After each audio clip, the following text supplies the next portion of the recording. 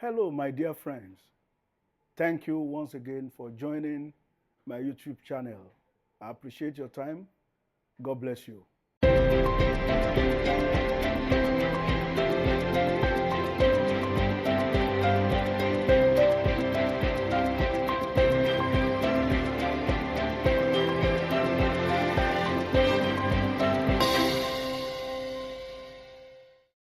Without wasting too much of our time, because this is going to be a lengthy video that will address something very critical to all of us: investments, scamming, frauds, and loss of money.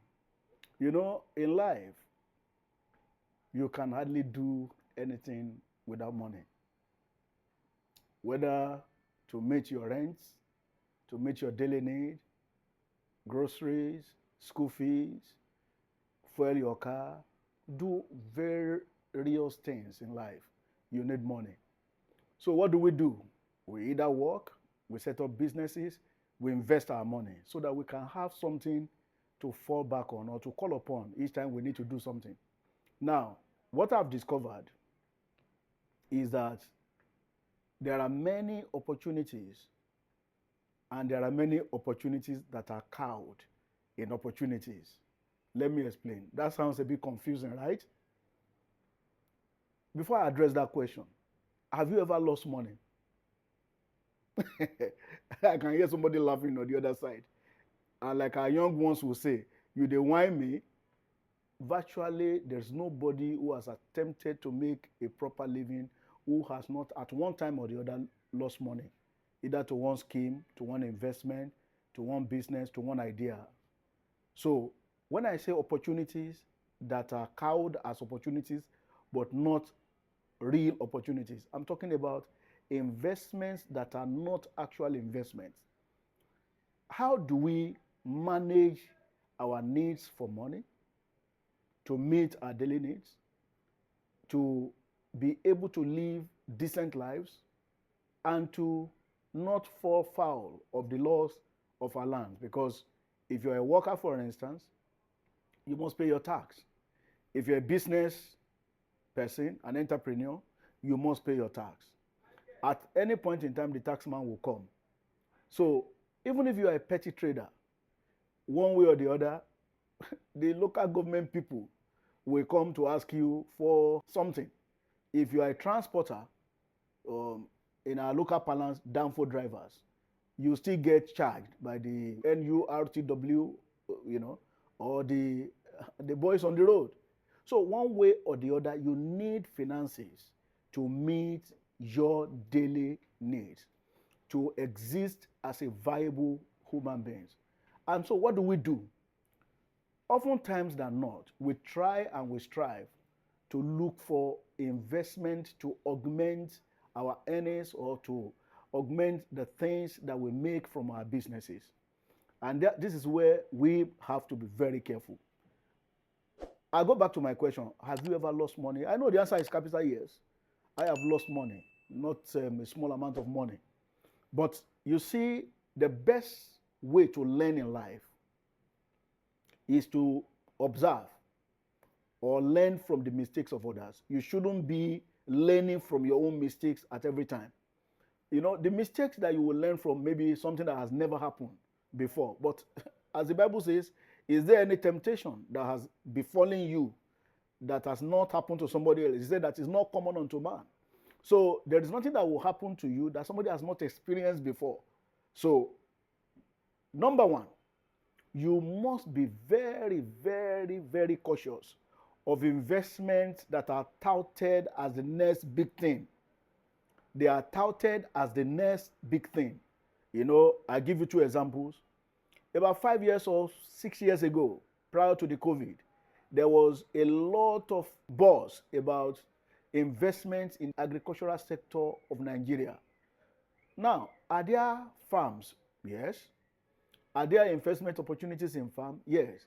But some guys came up with schemes that are out to just fleece unsuspecting subscribers or investors.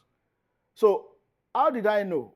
The returns that were promised were out of this world. If you had ever done any business in the past, or you are doing any business in the present, you will know that some returns are just not possible, particularly when you hand over your business to somebody. So these investments, called as agri business, there were so many all over the country, and people got their hands burnt. Now, the major attraction for this type of investment is the ridiculous returns that they offer. So it's called a baiting game. Do not fall for it.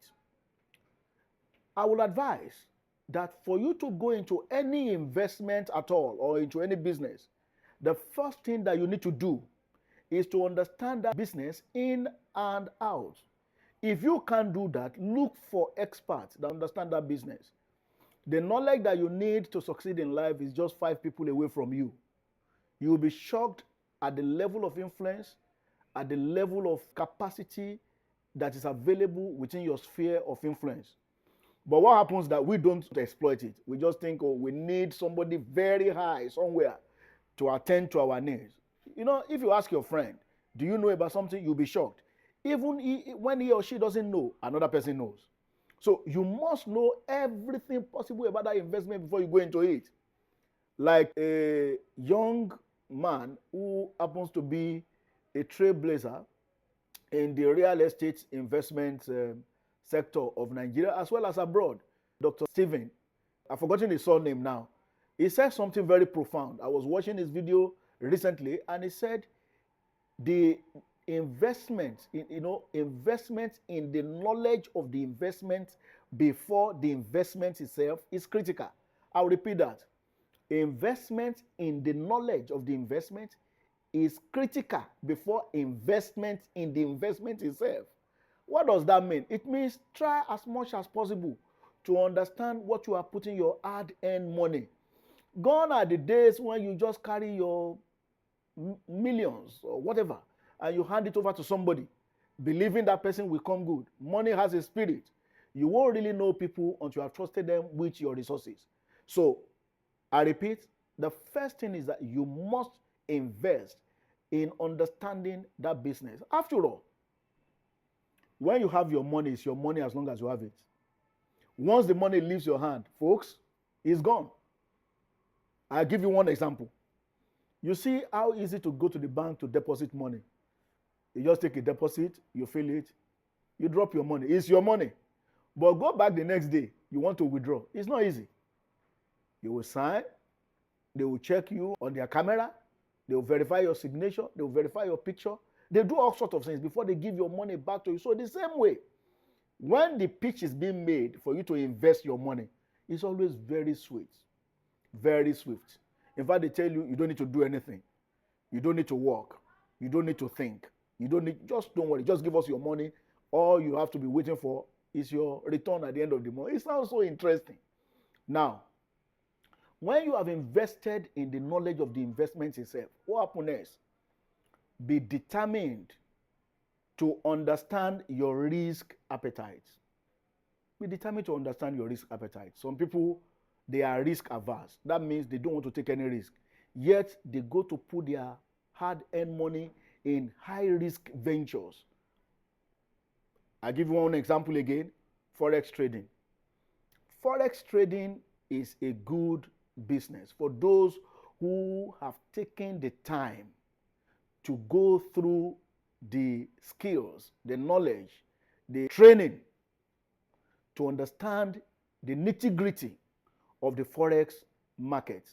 It is not something you just wake up and then you go into it and you lose your hard-earned money in a whiff. Secondly, is that the knowledge of a business is in itself is not enough.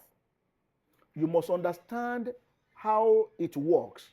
What are the intricacies surrounding this business? What are the ups and the downs? What are the peculiarities of that business? If you believe that is too much for you to know, then you are not ready to invest. You are not ready for investment. Because I've seen, and this sincerely, it hurts me when I see people lose money. I've been through that. I have had my fair share. And I've had a couple of friends that the loss was so big that it was almost life-threatening.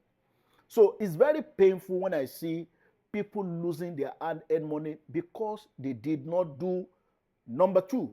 One of the things that we have talked about number one, investing in the knowledge of that investment before you go into that investment.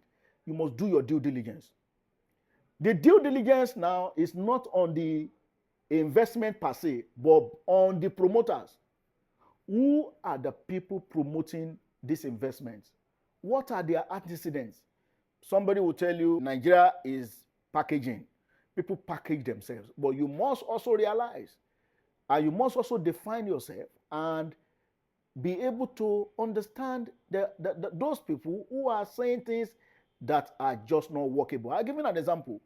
One of the baits is unrealistic return promises.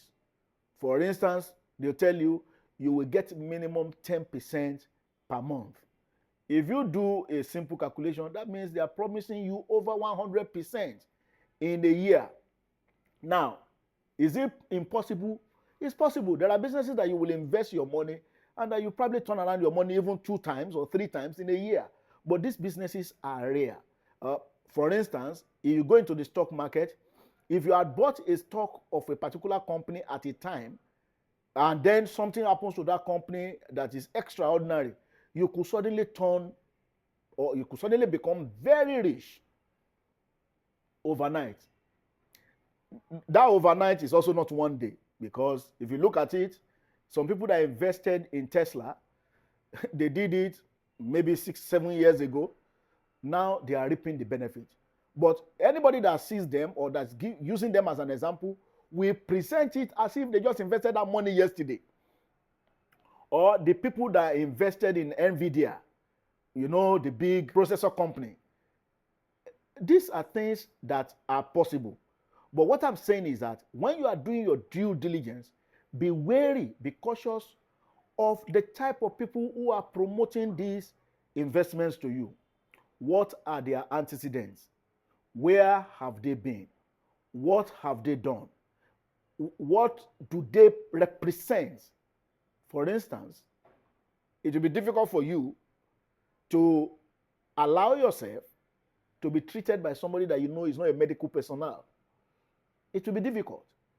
Why should you take an investment advice from somebody who is apparently not qualified?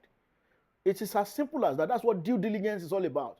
Since you and I won't give our vehicles to people that are not mechanics, why should you give your money to people that you have not adequately checked out? This is very critical. I've seen over the time that people lose this. They tend to just trust people. That takes me to point number 3. Ensuring that you don't lose your hard-earned money is not to be sentimental. What do I mean by that? Don't be emotional. Money is not emotional. Resources are not emotional. So when you want to invest your hard-earned resources, do not be emotional. I'll give you an example. And I do not mean to be offensive. I say that with all sense of responsibility. I've seen places where people say, oh, I know him, he's my brother. I know him, we attend the same church. I know him, we finished from the same school, etc., etc. Oh, that is my neighbor. This doesn't work in situations and circumstances where you want to secure your investment. You should not be emotional. You should treat the facts as they are. Look at the fact. Basically, 1 + 1 is 2. Linear arithmetics. When it doesn't add up, please be cautious. The sentimental, emotional decisions do not always end well. I've seen situations where people that you do not expect to do things in a certain way have been extremely fraudulent. That is the reality. And I'm sure this can resonate with a lot of us. So don't be emotional concerning your investment drives. When you are making your investment, look at the facts, look at the figures, do your research. Do your research. Do your research.